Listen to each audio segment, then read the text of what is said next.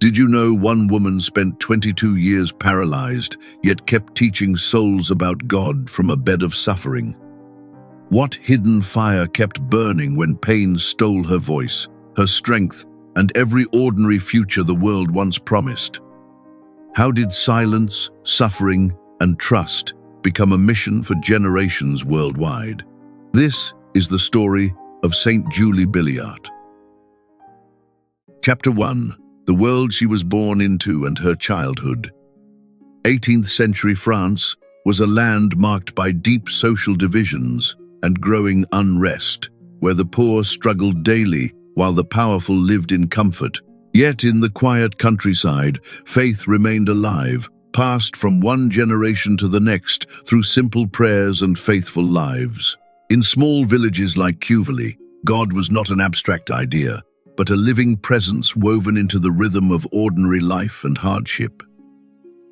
Julie Billiart was born on the 12th of July 1751 in this humble village of Cuveley into a poor but deeply faithful Catholic family. Her parents were not wealthy in material things, but they were rich in trust in God. Their home was filled with prayer, and their lives reflected a quiet confidence that God would provide, even in times of uncertainty and need. More than words, it was the example of her parents that shaped young Julie's soul. They taught their children to love God not only through instruction, but through daily sacrifice, honesty, and perseverance. In their simplicity, they showed that holiness was not reserved for the extraordinary, but could be lived in the ordinary duties of each day, in work, in suffering, and in love for one another. From a very early age, Julie revealed a remarkable memory and a deep love for God. She absorbed everything she learned about the faith with eagerness and joy. Prayer came naturally to her, not as an obligation, but as a conversation with someone she already knew and trusted. Even as a child, there was a quiet seriousness about her, a sense that her life belonged entirely to God.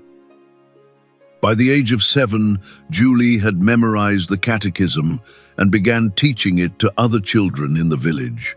She would gather them together and share what she knew, not with pride, but with a generous heart. Her desire was not to impress, but to help others know and love God as she did. In this simple mission, her future vocation quietly began to take shape. At just 9 years old, Julie made a private vow of chastity, offering her entire life to God. It was an extraordinary decision for someone so young, yet it flowed naturally from the love already growing in her heart. She did not yet know what form her life would take, but she knew to whom it belonged. This early consecration became the foundation of everything that would follow. Those around her could not help but notice something different in Julie. Her kindness, her devotion, and her quiet joy left a lasting impression on everyone she met. The villagers began to call her the Little Saint of Cuveley, not as a title of honor, but as a recognition of the grace already at work in her life. Even then, her story had already begun. Chapter 2. A family trial and the beginning of the cross. Julie's life began to change when her family suffered a devastating loss.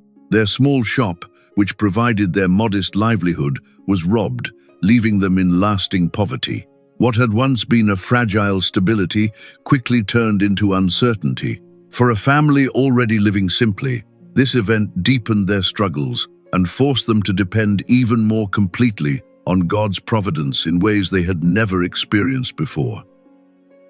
As a result, Julie had to take on hard labor in the fields to help support her family. The work was exhausting, often under harsh conditions, yet she accepted it with quiet strength. Even in fatigue, she did not abandon her interior life. Instead, she carried her prayer into the fields, turning ordinary labor into an offering, uniting her efforts with a heart constantly lifted toward God. While working alongside others, Julie did not keep her faith to herself. She gently shared it through simple words, songs, and encouragement. She taught hymns to her fellow workers and spoke about God with a sincerity that touched those around her. Her presence brought a sense of peace, as if even in the midst of toil, something of heaven could still be found among them. In 1774, a tragic and violent moment would forever mark her life. While she was present, her father was shot before her eyes. The suddenness and brutality of the event shattered the security of her world. It was not only the loss of a beloved parent, but also the trauma of witnessing such violence that left her deeply shaken in both body and soul. This experience left a wound within Julie that would never fully fade. The memory remained with her, not only as sorrow, but as a silent burden she carried in her heart. It shaped her understanding of suffering and loss, drawing her closer to the mystery of Christ's own suffering. Though she did not yet see its purpose, this pain would become part of her path toward holiness. After this event, Julie's health began to decline in a mysterious way. What started as emotional shock gradually manifested in physical weakness. No clear explanation could be given for her condition, and it slowly worsened over time. Her body seemed to respond to the trauma in ways that medicine could not fully understand, marking the beginning of a long and difficult illness. This moment became the true beginning of her journey along the way of the cross. What seemed like a tragedy without meaning would, in time, reveal a deeper purpose. God was not absent in her suffering, but quietly present within it, preparing her heart. Through this hidden work, Julie was being formed, step by step, into a witness of faith refined by trial and anchored in trust. Chapter 3. 22 Years of Paralysis, a School of Faith. Julie's illness gradually took hold of her body until she became completely paralyzed, confined to her bed for 22 long years. What began as weakness turned into total immobility, leaving her unable to move or live as she once had. For many, such a condition would have meant the end of purpose, but for Julie, it became the beginning of a deeper journey, hidden from the world yet known fully to God. Her physical suffering was constant and often severe, closing off the ordinary paths of life she once knew. Yet, as her body became more limited, her soul seemed to expand. What appeared outwardly as a life reduced and confined was, in truth, a life opening more fully to God. In silence and stillness, she discovered a deeper freedom, one that no illness could take away from her. Each day, Julie dedicated long hours to prayer and contemplation. Her bed became a place of encounter, where she spoke to God with trust and simplicity. She did not pray only for relief, but for the grace to remain faithful. In this hidden life, she grew in union with Christ, learning to love Him not only in joy, but also in suffering and surrender. Despite her condition, Julie did not withdraw from others. From her bed, she continued to teach catechism to the children of the village.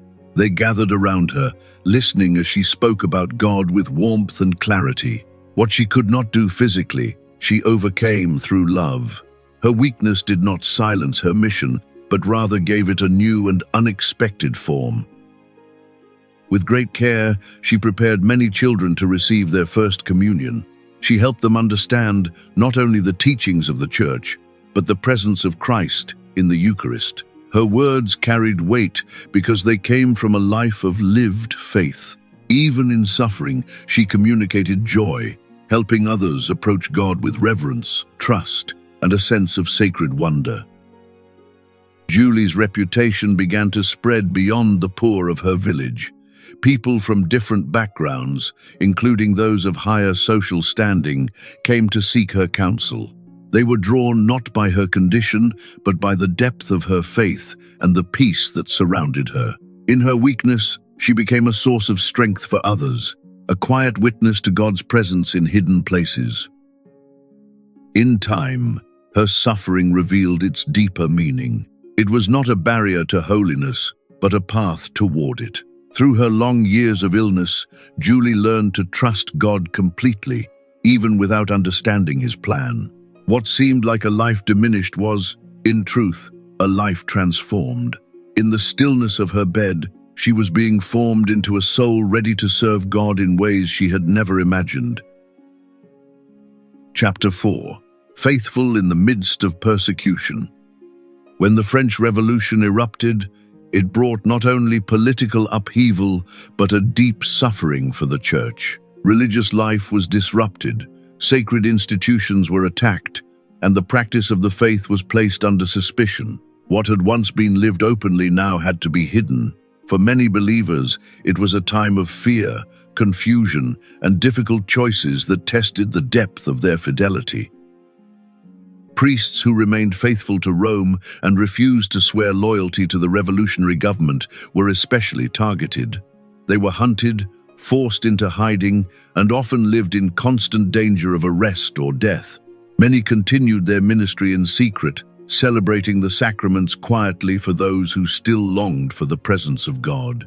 Their courage sustained the faith of countless hidden communities during those dark and uncertain years.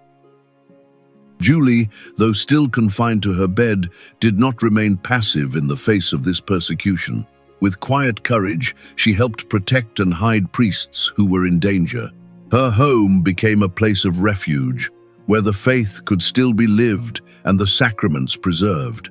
Even in her physical weakness, she chose to act with boldness, placing her trust entirely in God's protection rather than her own safety. At the same time, she firmly refused to participate in religious services led by priests who had aligned themselves with the revolutionary authorities. For Julie, fidelity to the true church was not negotiable.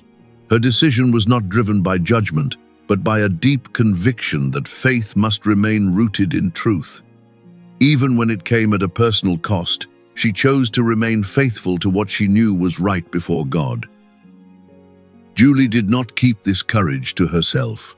She encouraged those around her to remain steadfast, reminding them that God does not abandon his people even in times of trial. Her words strengthened the hearts of many who were tempted to give in to fear. In her presence, others found the strength to hold on to their faith, even when doing so meant risking everything they had. As the danger increased, Julie herself became a target. She was forced to flee her home, leaving behind everything familiar. In one dramatic escape, she was hidden under a pile of straw on a cart, quietly carried away to safety. It was a moment filled with fear and uncertainty, yet also marked by a profound trust that God was guiding her steps, even through the unknown. The toll of these events was heavy. The stress, fear, and constant displacement deepened her illness, and eventually she lost her ability to speak. Entering into complete silence, she could no longer express herself with words. Yet this silence was not empty. It became another form of surrender, a hidden participation in Christ's own silence, where suffering was united with a deeper and more mysterious communion with God. Chapter 5. Silence, Vision, and a Providential Encounter. In the deep silence that followed her loss of speech, Julie entered a hidden world of suffering and prayer. Outwardly, her life seemed reduced and isolated, yet within, something profound was unfolding. In that silence, she received a vision from God. It did not come with noise or spectacle, but with quiet certainty, revealing that her suffering was not without purpose and that a mission still awaited her. In this vision, Julie saw that she would one day have spiritual daughters gathered in a new religious community marked by the cross. These children would share in her faith, her trials, and her love for God. The image was both mysterious and consoling. Though she could not yet understand how it would happen, she trusted that God himself would bring it to fulfillment in his own time. For Julie, this vision became a light in the darkness. In moments when her suffering felt overwhelming and her future uncertain, she returned to this promise. It sustained her hope and gave meaning to her pain. What seemed like a life confined and broken was, in God's plan, being prepared for something far greater. The vision became a quiet assurance that her story was not yet finished. In 1794, this hidden promise began to take visible form when Julie met Françoise Blin de Bourdon in Amiens. Françoise was a woman of noble background and strong character, searching for a deeper spiritual path. Their meeting was not accidental, but part of the unfolding of God's design, bringing together two very different lives for a shared mission. At first, Françoise was deeply unsettled by Julie's condition. Seeing her paralyzed and unable to speak was difficult, even shocking. It was not what she expected when seeking guidance or spiritual companionship. Julie's outward weakness seemed overwhelming, and it was hard to imagine how someone in such a state could play any significant role in God's work. Yet as time passed, Françoise began to see beyond appearances. She discovered in Julie a depth of faith, a peace, and a strength that could not be explained by human means. Despite her suffering, Julie radiated trust in God and a quiet joy that drew others in. Françoise came to recognize that what seemed like weakness was, in truth, a powerful expression of grace. From this recognition grew a deep and lasting friendship.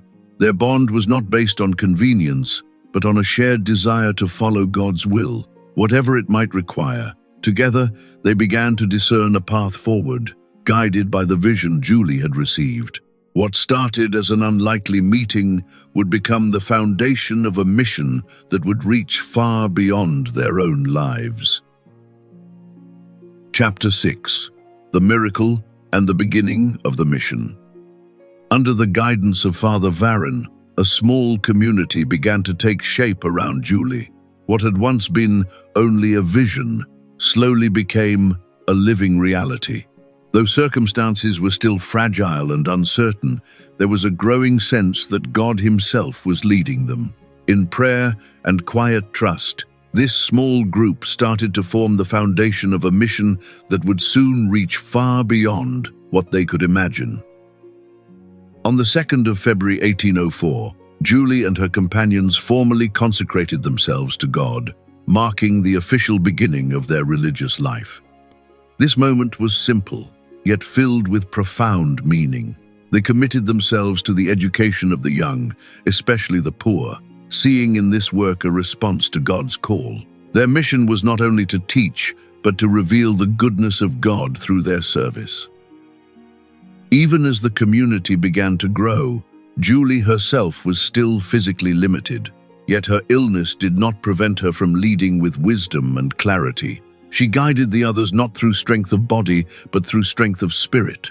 Those around her recognized in her a deep union with God, and they trusted her leadership.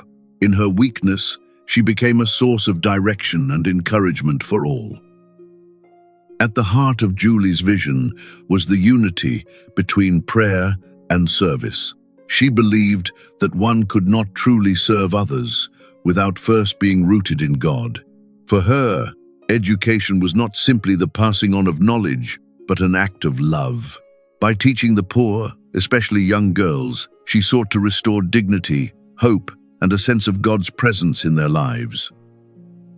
Then, during a novena dedicated to the Sacred Heart of Jesus, something extraordinary occurred.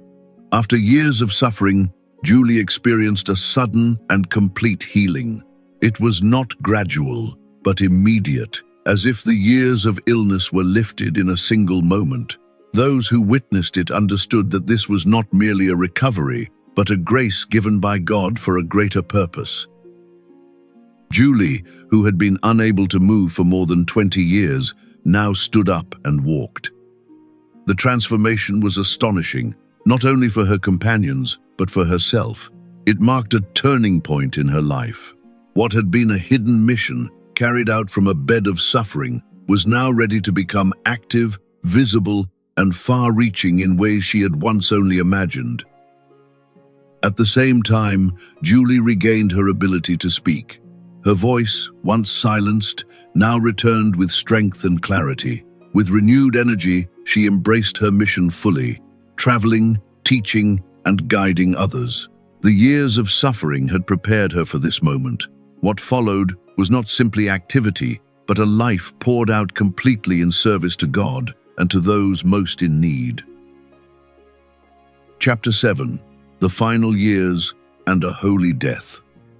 In 1809, the young congregation moved its center to Namur, a decisive step that allowed the mission to grow more freely. What began as a small community in uncertainty now took firmer root. From this new home, the Sisters of Notre Dame began to expand, carrying with them a clear purpose: to make known the goodness of God through education and service, especially among those most in need. Though already marked by years of suffering, Julie did not withdraw into rest. Instead, she traveled tirelessly, undertaking more than 120 difficult journeys. These were not comfortable travels, but demanding missions filled with fatigue and sacrifice. Yet she embraced each one with courage, trusting that every step taken in God's service would bear fruit, even when the path was long and uncertain. Wherever she went, new communities began to emerge. Julie founded 15 convents, each one a place where prayer and service were united. These foundations were not simply buildings, but living centers of faith, where young women were formed and children were taught. Through these houses, her mission continued to grow, extending far beyond what had once seemed possible during her years of illness. At the heart of all her work was a conviction that education was not a privilege, but a fundamental right.